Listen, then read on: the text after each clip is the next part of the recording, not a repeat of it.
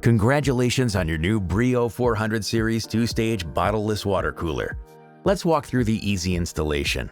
Step 1. Cooler placement and drip tray. After you remove your water cooler from the box, move it to a location that is flat, shaded, and near a grounded wall outlet.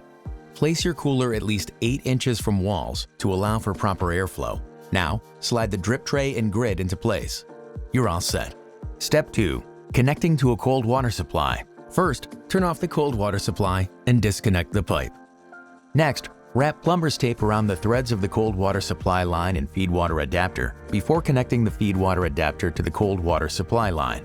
Now, insert the water inlet tube into the quick connector of the feed water adapter and tighten it securely. Step 3. Flushing the filters. Start by connecting the filter housing to the filter by twisting clockwise.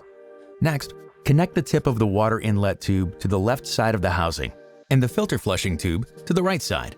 Place the open end of the flushing tube over a sink or bucket and turn on the water. Flush until the water runs clear.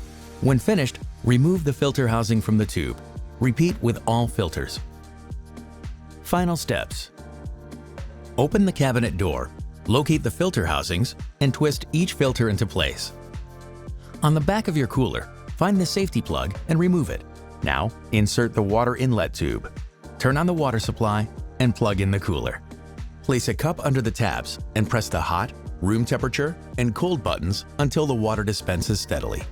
Next, locate the red heating and green cooling controls on the back of your cooler and switch both to on. That's it. Now you're ready to start enjoying better hydration with your new Brio water cooler.